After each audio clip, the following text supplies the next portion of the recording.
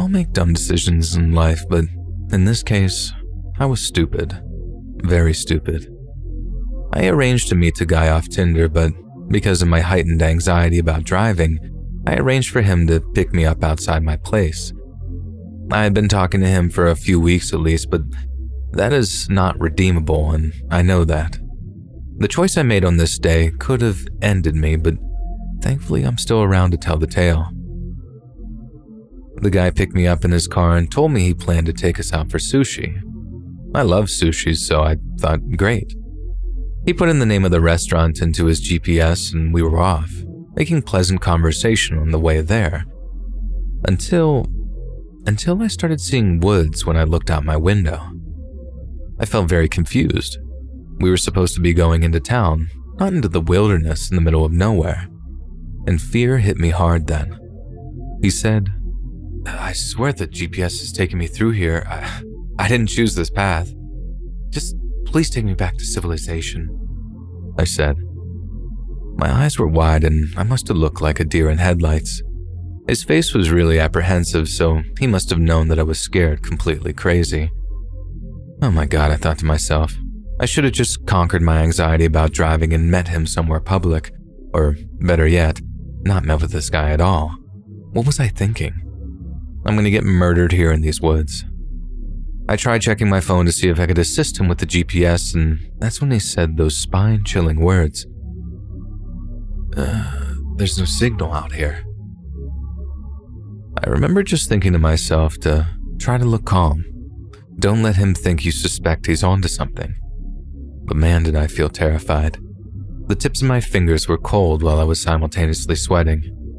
If he was going to kill me, part of me wanted him to get it over with so I wouldn't be left in anticipation. His forehead was perspiring. He kept saying, I swear I'm not doing this. I'm trying to get us back on route to the sushi place." I said, I don't care about sushi anymore. Get us to a gas station. Just anywhere with people at this point." And he responds, "I don't have a shovel or a weapon or anything if that's what you're thinking." Which did little to calm my nerves. We finally reached the restaurant after what felt like an eternity. I'd never been so scared in my life. I didn't have much of an appetite and I was physically trembling when we arrived. But I figured he didn't kill me when he had the chance, so I guess it was safe now to continue with our date. I already planned on taking an Uber home because I didn't want to go through that experience again. I was shocked out of my mind when he then asked, "So do you want to go back to my place?" I nearly choked on a piece of sashimi. What? I didn't know where this was coming from, and I didn't know how he could ask me something like this now on a first date when he literally saw me pale as a ghost just moments ago. Like, how long will you make me wait before we, get it on? A day? A week? A month? I stared at him, dumbfounded. I couldn't respond because I was utterly speechless in that moment. "Well, I can't wait a whole month. I'm telling you now," he said. I didn't say anything and the rest of the date was just insanely awkward. I said goodbye as I took my Uber home, and only seconds after my driver pulled out of the restaurant, he texted me to say that he doesn't think it'll work out with me because he needs a girl with a higher libido. I didn't argue. I just texted back a simple okay, ready to be done with this man. When the Uber driver drove me home, he didn't take me through the wilderness pathway of potential murder site. He took me through the streets, other cars, lights, the sweetest scene to my immense relief. I couldn't help but wonder why my date had to take me through an hour drive through the wilderness to get to the restaurant, but it only took the Uber driver 15 minutes to get me home from the same location. The whole thing was chilling. I don't know if my date planned on anything sinister or if it was an honest mistake, but I am glad I made it out alive. I learned a tough lesson that night, one that I should have already known but that I foolishly ignored for some reason. Don't let strangers from a dating app pick you up in their cars.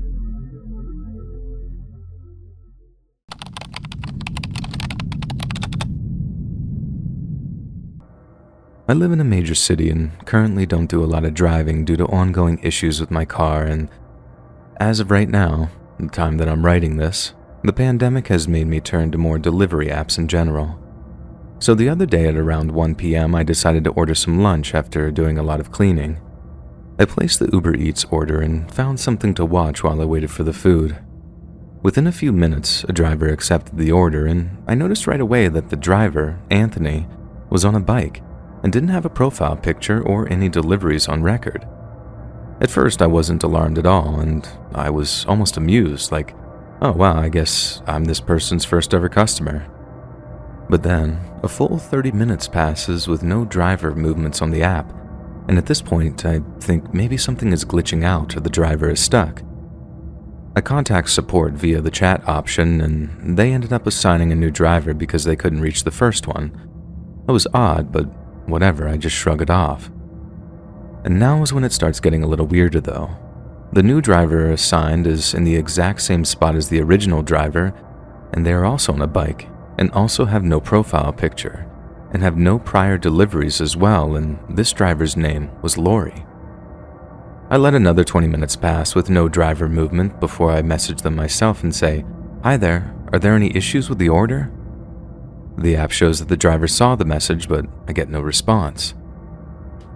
All this time, I'm checking to see if Uber Eats is maybe experiencing issues, none that I could find, and at this point, while I'm definitely weirded out, I'm mostly just hungry, so I contact support again to request some assistance. They reassign the driver again and apologize for the inconvenience. Same deal. They also tried to contact the driver but with no response. Finally, the third driver assigned is the exact same scenario. Same spot, on a bike, no profile picture, no prior deliveries. Only this time the name is Robert. And before I can react and go about canceling the order at this point because I'm tired of dealing with this, he suddenly has my food and immediately messaged me the following: "Hello, have your food, what's your phone number?" And I respond right away with, "I'm not super comfortable giving my phone number out when you can just message me here." And he responded again with, "What's your number? Be there in 10. How old are you?" And at this point, the alarm bells are going off, and I contact support immediately to have the order canceled and get further assistance. I get connected to Uber's safety team, who informs me that the order has been canceled. I'll be refunded, and started taking down the details of the strange interactions. As I'm giving the woman on the phone the info she needs, I'm starting to calm down, thinking that this was just some creep or something. And that's when I hear a man's voice at the front door. "Miss, I got your food."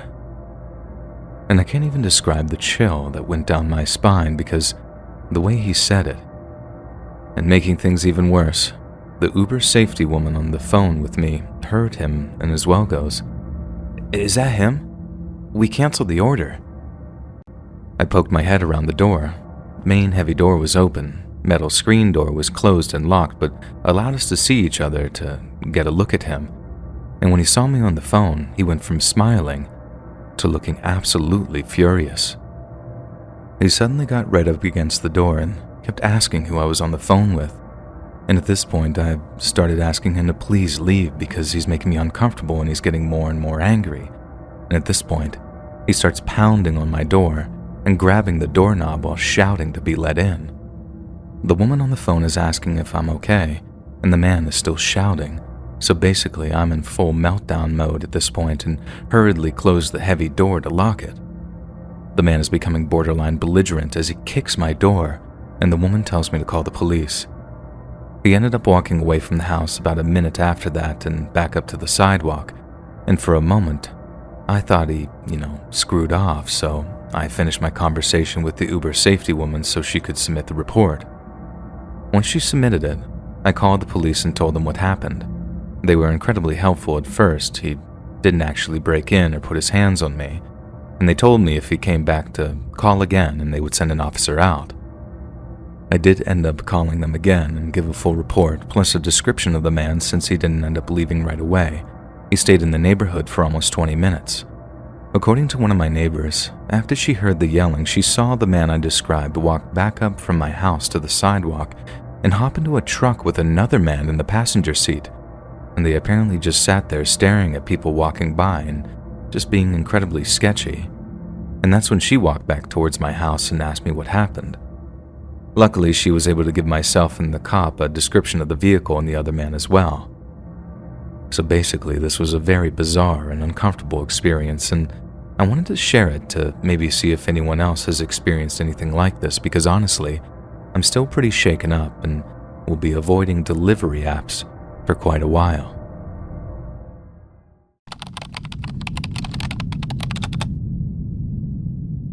I was walking home from a late night shift at the bar where I used to work. It was a cool autumn night and the city was quiet. Well, as quiet as a city could be.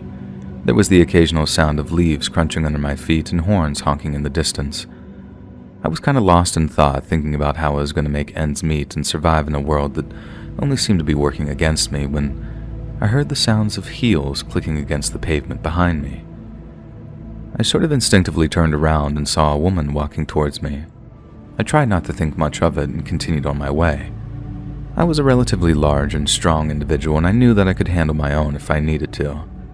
As I walked, the woman continued to follow me, staying at about a block behind. I started to feel uneasy and picked up my pace, but she matched it, and I decided to take a different route to try to lose her, but she seemed to know exactly where I was going and continued to follow me. I looked back and saw her face in the shadows. It was pale, almost ghostly, and her eyes were dark and sort of void of any emotion. The more I looked at her, the more of a threat she became in my mind. I couldn't help it, but I started to feel this paranoia and began running down the street. It was like my feet moved before my brain had even told them to do so. The woman ran after me, and before I knew it, she was only a few feet behind me. Given I wasn't exactly the quickest runner, but I really felt like I would have been able to outrun her if need be. But I was scared, and I ran down an alleyway hoping to lose her, but she was still there when I emerged on the other side. I looked back and saw her smile, this wide grin that sort of just gave me goosebumps. I continued running, not knowing where I was going, but I was trying to get away from her. I stumbled into a small park and hid behind a tree and tried to catch my breath. I heard the sound of her heels clicking on the concrete creeping up behind me until she was right beside me. I looked up at her and examined her eyes once again.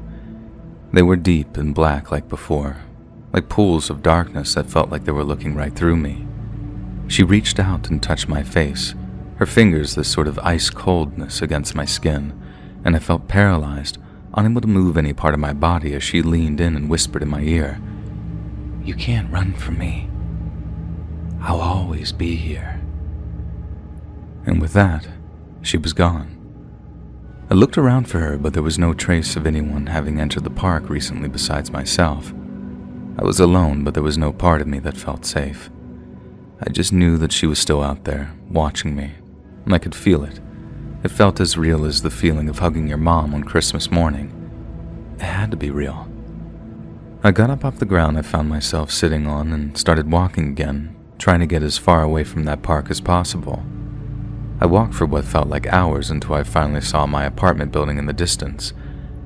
I ran inside and locked the door behind me, leaning against it, trying to catch my breath. I wasn't tired from the walking. I was just mentally exhausted from the experience. All that mattered was that I was safe, for the moment. But I knew that she was still out there, waiting for me. The next few days were sort of a blur. I was constantly looking over my shoulder, jumping at every sound. I didn't want to leave my apartment, but I had to go to work eventually. I was running out of vacation days. I was a complete mess, and I tried to hide it from my coworkers as best I could. One night after work, I was walking home, and of course, I saw her again. Only she was standing across the street this time, just watching me. My legs did that thing again, and I started to run, but she was there every time I turned a corner. She was there every time I turned around. I was trapped, and I felt like there was no way to escape her. And then, just like the last time, she was gone. I was relieved, but I knew it was only a matter of time before she returned. I couldn't take it anymore. I was scared and I didn't know what else to do, so I went to the police, but of course they didn't believe me. They laughed and told me that I was just imagining things and that I needed to see a doctor. I knew they were wrong, but I didn't know how to prove it. Days went by without seeing the mysterious and creepy black-eyed woman. Then days turned into weeks, and I thought that maybe she was gone for good. One night I was lying in bed trying to fall asleep when I heard a soft knocking at my door. I got out of bed and my heart was racing. I slowly approached the door. I didn't know for sure who it could be, but I had a feeling that it was her. I looked through the peephole and I saw her standing there, her pale face barely illuminated by the dim light from the hallway. I felt frozen, unable to move. She continued to knock, softly at first and then more urgently. I was scared, but for some reason felt compelled to open the door. Finally, after mustering up the courage I could find, I opened the door and she was standing there, just as I remembered, with those dark, cold eyes. She smiled at me, that same wide grin, and stepped inside my apartment. I tried to run, but she was too quick. She appeared in front of me again, and I struggled to find the will to escape her. I stood as still as a statue as she leaned in and whispered in my ear. "You can't escape me," she said. "I am your destiny." And again, she just disappeared. I was alone in my apartment, but I could feel her presence all around me. I knew that she was watching me. I wanted to scream, to tell her to come back and tell everyone what she had been doing to me the past few months. For days, I didn't see her again, and I felt like I was losing my mind. I was scared to leave my apartment, and I was scared to stay inside. A week later, I woke to find her standing at the foot of my bed, watching me, a dark smile on her face. I screamed as loud as I could. I was completely unable to move. It was like she had this power over me. I knew that I needed help, so I decided to see a therapist, and I explained to her about the woman who had been stalking me and how I felt like she was always there, watching me. How it all started when I was walking home alone that one night. The therapist listened to me and then recommended that I see a psychologist for a more in-depth evaluation. And after several appointments and tests, the psychologist diagnosed me with schizophrenia. He told me that the woman I'd been seeing and the feelings of being watched were a part of my illness. The feeling that I was being touched by her was what was called a tactile hallucination, and it's when you feel something that isn't there and only exists in your mind. I guess there was a history of it in my family, this mental illness, and they said that it sometimes can be precipitated based on the usage of hallucinogenic drugs, which I did participate in from time to time. I just never expected to have this kind of effect on my mind. I was devastated, and I didn't want to believe that what I had experienced wasn't real. But over time I came to accept my diagnosis and started taking my medication as prescribed. I thought that I had put that experience behind me and was finally able to move on with my life. However, there were still times when I felt like she was watching me and I would begin to get scared all over again. But then one day, I was walking down the street alone again and I saw her. She was standing across the road, staring at me like she had done so many times before. I felt like I was going to faint and stumble backwards, and of course when I looked back, she wasn't there. I immediately called my therapist and went to see them. They reassured me that it was just a symptom of my illness and that I was safe. They told me to continue taking my medication, and over time, I was able to overcome my fears. I've learned to manage my illness, and I live a fulfilling life to the best of my abilities. But even now, there are still times when I feel like she's watching me. Times when I see her and even other hallucinations my mind has thought up. I still have some auditory and visual hallucinations. My symptoms are never 100% gone, but I try not to do things that trigger them. I just hope that my story will help others who are going through other mental health situations. And it's important to know that you're not alone and that there is help out there. Our official merch store is finally here. If you want to support more of our channel, check out our merch shop. The link is in the description down below. See you on the next video.